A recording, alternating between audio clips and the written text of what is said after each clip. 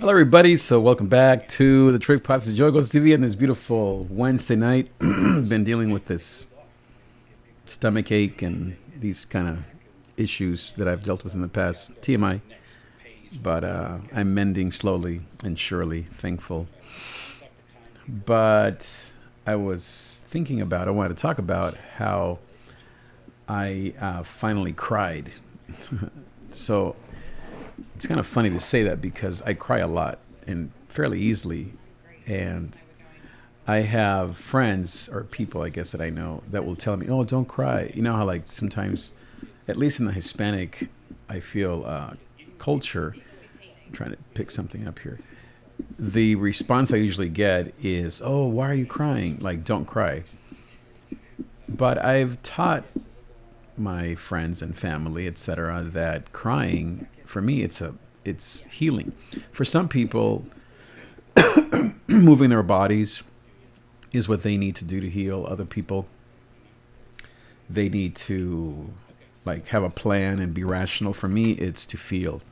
I'm a heart type, and so that is what heals me and helps me.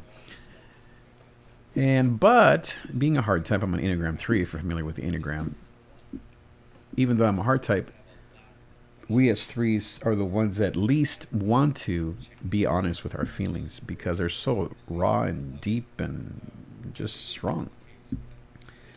The threes, if you know the Enneagram, they have next to them the 2 and the 4, which are also heart numbers. So in other words, if I move to my left, I am there.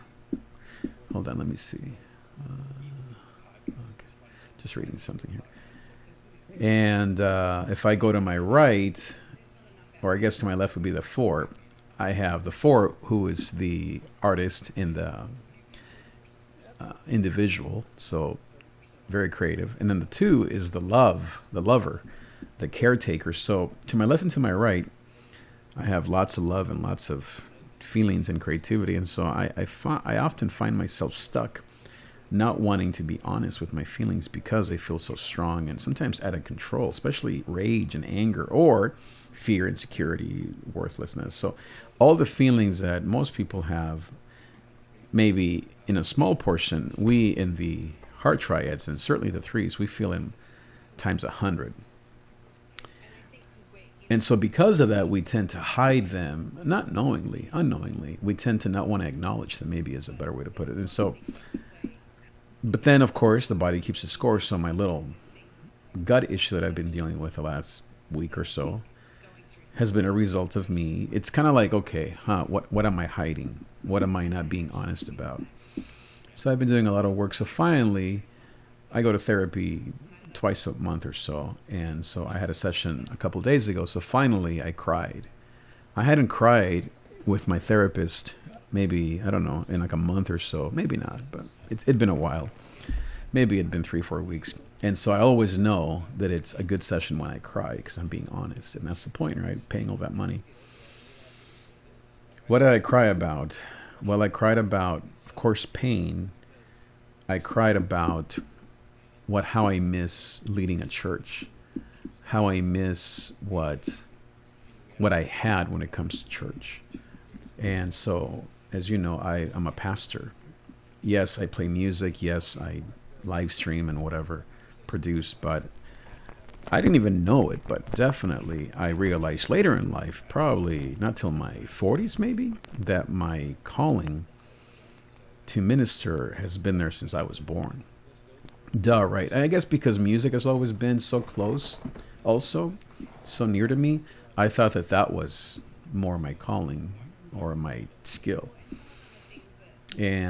But I realized that the church and pastoring, and what I mean by pastoring is disciple making, is leading a church, a staff, is teaching the Word of God, is making disciples, helping people come to know Jesus, creating an atmosphere, a service, a Bible study, a Zoom, whatever, conversations where people can meet Jesus and can come to know who he is and know his love and his grace and his mercy and baptize them, et cetera, et cetera. So, but I kind of, twice in my life I thought that God, no, three times in my life, I thought that God was done with me in terms of ministry.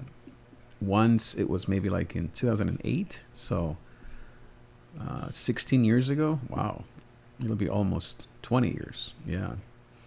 Then it happened like in 2013, so about 10 years ago. And then it happened just last year or 2 years ago, 2023, 22. So it's happened 2, 3 times in my life where I felt in my heart that God was done with me. I wasn't done. And my grief in all 3 seasons was more about what people were saying or what the circumstances or mistakes that I made or you name it. Nothing crazy, but certainly failures in terms of ministry and kind of just my leadership style and behavior and habits and things. And so, and every time, each one of those times, I have thought, well, I guess I'll just go do something else, teaching or music or producing or all these things, streamer and content. And every time I try it, I succeed at it to some degree, but I always end up feeling empty. And after I heal from whatever brought me to that place, I recover my heart for ministry, not for Jesus, that never leaves, but my heart for the church. No, that doesn't leave either, but my heart for church leadership, I guess, is really all that I really can say. And so, as I said 3 times, I thought God was done with me. And all 3 times, God has brought me back to his church. And I feel like he's doing that again in a very different way, because every time that it happens, I come back a changed man because of the pain. It's like Jacob, once you wrestle with God, you get up broken and wounded. And so every time that I've gotten up, all 3 times, I have gotten up wounded, which is a blessing. Because as with Jacob, the deceiver turning into Israel, the strength of God, I leave more of my deception, not completely, and I absorb or I welcome the strength of God, not my strength or so-called strength or skills. And so when I cried this week with my therapist, shout out to my beautiful therapist, Jerry. Shout out to Jerry. I know that there's something there that is deeper than whatever else I'm thinking about. And so I was telling him about this emptiness that I feel. Sometimes I'll describe it as bored, sometimes I'll describe it as uninspired, but really it's just empty. And he was saying depressed, and I said, yeah, it could be. And then he was saying something's missing, and that is what clicked. It's not depression as in hopelessness at all. It's more of something is missing. And I think what is missing is something to do with church leadership and ministering. Now I am ministering, but not fully, not in the way that I think I'm supposed to, or I don't know. I really have no idea what I'm supposed to or what God wants. I really don't know. But I know that my heart has always been for him and continues to be for Jesus and continues to be for his church. You know how like some people, let's say athletes, right? Went to see the Dodgers the other night. And so you have these guys who, I was talking to David, our son, and he's telling me that he has friends that in school, he's at UCSB, that play in the team there at school, Go Gauchos. And he was saying that some of them, even though they work out and practice, but they don't have, it's seemingly what it takes to make it to the major leagues. So where was I going with that? I guess I was thinking about how watching the Dodgers and these guys who are millionaires and just obviously head and shoulders above most humans, certainly most me and us, including many other athletes, I thought about how God does seem to call some people and gift some people, burden some people. Now, you have to work hard. You have to be tested. Some major leaguers only play for 2 years, 5 years, 10 years. So again, it's there's limits to all this. It's not like you can be awesome forever or be called forever. But I feel like I am.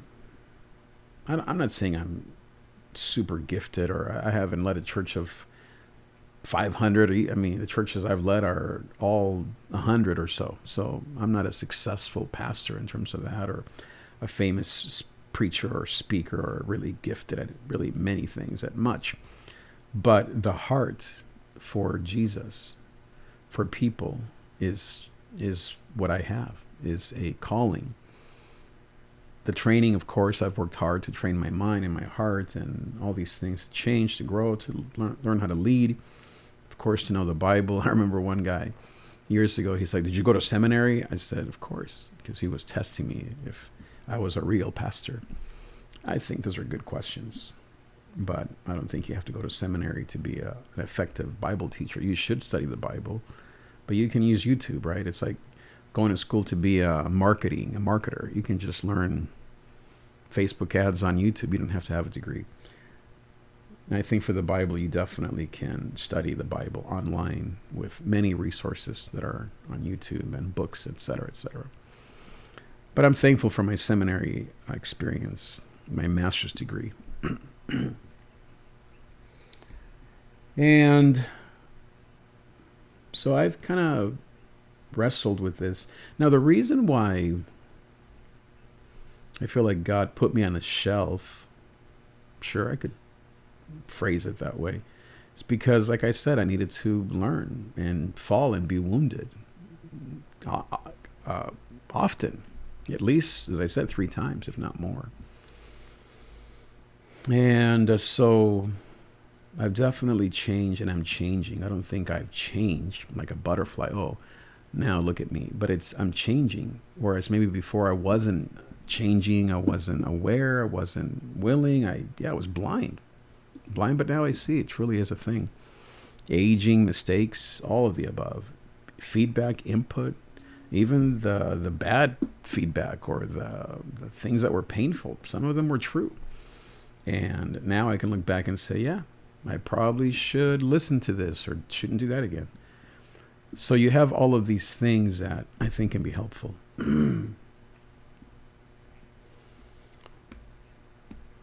I love Jesus. I love his word.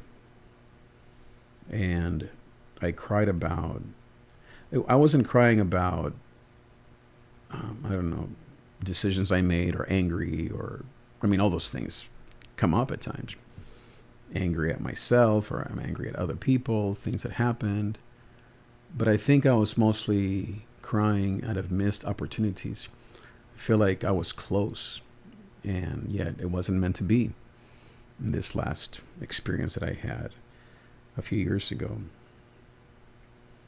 And Rochelle and I talk about this all the time. And obviously she's for me, and she's not going to say, well, you were a bad leader, or you weren't that great of a preacher, or whatever. You weren't really very caring. All things that could be said of me. But I think that believing her, as I do, and my mom, and my therapist and mentors, I believe that I am meant to lead a church. And I don't want to say it that way. No, I can't say that. I don't know what God has. Whatever. I mean, I'm not a spring chicken, so I'm at the middle of my ministry career, maybe the end, you could say. I don't know. Another 10 years. But I feel great, and I feel, like I said, passionate about it. But I'm not thirsty, I guess, as the kids would say. I'm not saying, oh, I need to do this. Do I feel like there's something missing? Back to my therapist? Yeah. I don't know. Well, I do know what that is. Teaching the Bible, preaching, leading, being in charge, having a team, moving things forward. Maybe I also am missing the strength, the confidence, courage. Maybe some, but I think I'm definitely further than I was. Certainly 2 years ago, or even a year ago. A year ago, about this time, I was subbing in LA Unified, which was crazy. But God used that as well, not only to provide, but to really meet a lot of amazing students that I really have a heart for. I'll never forget some of the middle schoolers, high school, some elementary, but certainly middle school and high school. I mean, they became my friends, even though, I mean, I hopped around, but at the last year or so, I was mostly at one high school. And that was a blessing, no doubt about it, even though I was just a sub and, going from room to room wasn't very fun. But at least I was at the same school, so that was great. But God had other plans. I did a couple moves and that didn't pan out. And then God provided something that I truly love. And I think that my unhappiness, quote unquote, isn't a dissatisfaction. It's more of I think there's fire that's coming that I'm supposed to maybe pay attention to. I talked to my therapist about excitement, or he calls it, is that what he calls it? Excitement or thrill, I guess, a thrill. I think there is something to that. Now, I am learning to and needing to detach and detox from the thrill, because I don't think I ever messed up my life, quote unquote, because of the thrill of church and ministry and leading. But I do believe that it made me more ambitious than I really needed to be, probably definitely less caring and loving, less in the moment for sure, and more focused on what I wanted than what people wanted. I think you could say that. So a lot of lessons, a lot of things that I have become aware of, repented of, and I change every day. Also, I'm so aware of my anger, my frustration, also my fear and my shame and lack of courage and all these things. I mean, there's so many things that I've worked through. And I just keep saying, okay, Lord, help me. I talk to my friends, my therapist, as I said. And then also I think with my beautiful wife, Rochelle, explaining to her, and I mean, I don't know if explaining, but showing to her and explaining that you could call it boredom, or my lack of fire is this, in many ways, it is kind of an extended, maybe too extended of a midlife crisis or a midlife transition as we go through the empty nest, her and I, as we age, as our patterns have changed a lot in terms of how we spend our time. We date, we're together all the time, we travel, but we've been through a lot of grief and loss, literal loss. She lost her, well, I lost my uncle, my dear Uncle Hector. I have another uncle that's not well. I lost, back 20 years ago, my grandmother and my father. So I already was coming in to these last few years with that, plus the war and immigration stuff. But then in the last 3 years, she lost her full-time job, and I did in the same month, basically. That was horribly difficult for both of us. And in the same year, I believe, she lost her mom. And then the year after, she lost her dad. And then this year, was it just this year? Yeah, we lost our dog of 11, 12 years. She also lost an uncle herself. I lost an uncle. And that was in the heels of the pandemic. So, I mean, wow. So you can imagine, as a hard type, how it's taken me a while to get my mojo back completely. And I'm not really looking for mojo. I'm looking for contentment. And I feel like that's where I'm at. I'm being responsible, faithful, providing for my beautiful wife and kids and our home, and being I've always been a responsible man since I was a young kid. But finding kind of a new path forward in terms of, not new, but just going back to full-time ministry, really, I guess is what I mean. And what was I saying? But yeah, the grief, I guess, right? Yeah, and then, of course, I've done all the work with a therapist, and then a ton of writing and individual work with friends, with mentors. But most of all, I mean, thousands and thousands and thousands of dollars with a therapist. That's what's really sustained me. He's been my accountability, my friend, my mentor, my spiritual guide, all of it. I have a few friends that I've hung out with these last few years. lost a ton of relationships that were very difficult for me. But my wife and I have gotten even closer, and we've grieved together. I've been there for her during the loss of her family. And then, oh yeah, then having our kids move out, quote unquote, the empty nest thing, even though they're here and there, but definitely life has changed tremendously. I mean, David literally moved out. And so for me, as my little boy, and as a baby boy, and as my son, with my own abandonment issues, and this is just being a man and being a human, right? We all go through this, but for me, it taps into all that leaving home when I was 11, 12. So losing Dad Baker, losing David, you could say losing, meaning he went away to college, which normally would be a great thing, but for me, it taps into all that stuff. And then losing Daisy, my dog of 11, 12 years, just a horrible, horrible few months there. That was just last year / this year. So this is fresh. I talked to many, many mentors. I had a mentor told me, it takes guys 2 years to come back to ministry, if at all. It's been 3 years for me. Actually in 2 weeks, it'll be 3 years since I left full-time ministry. And I'm thankful that I'm back in ministry. Not, as I said, to the degree that I feel God has equipped me to be, not fully the fullness of me, because I haven't been ready. And I still didn't even know what that means. I don't know. I know there's more in me, leadership and giftedness and skills and teaching and disciple making. And just there's more in me that I think is beginning to come back.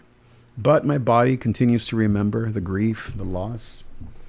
And so I'm still healing from all of that, and I take it easy. I still need to take care of my body a lot more. I've been to the doctor and taking care of that, but I'm still not eating and exercising like I need to be at all.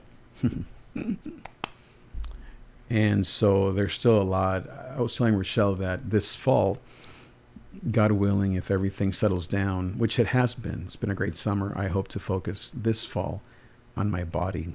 And so I've been eating a little healthier, and I did have donuts today for lunch. Yes, sir.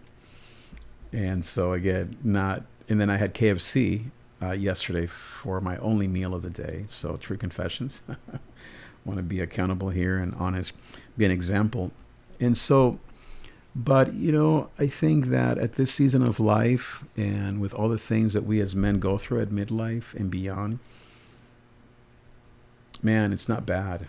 I thank God that I'm not gone, that I haven't given into addictions or had an affair or bought a new Corvette, which would have been fun, maybe a brand new BMW, or had a second family, or just simply lost my marriage or gave into addictions, porn or alcohol.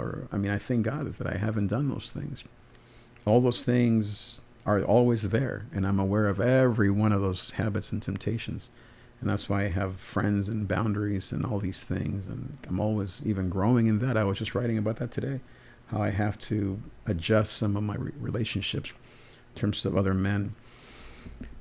But I feel like God is always in the business of restoring what the locusts destroyed, Habakkuk 3. Renew, Lord, do it again in our time. Make your name known. In wrath, remember mercy. I've always quoted that because I feel like my life has been filled with both wrath and mercy. The wrath of God because of life and decisions and circumstances, and also the mercy of God. I've been a recipient and a receiver of the mercy of God.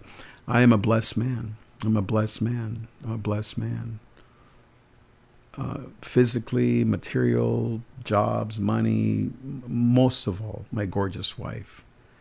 Almost 30 years together with this amazing gringuita from Minnesota and Denver via Chicago. Shout out to Dennis Baker and Lynette. I married this negrito from Nicaragua, and I gave her the life of her dreams.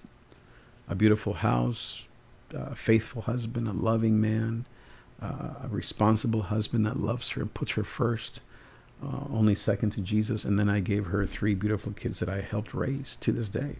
I was just texting with our son, hey son, how's it going? Blah, blah, blah.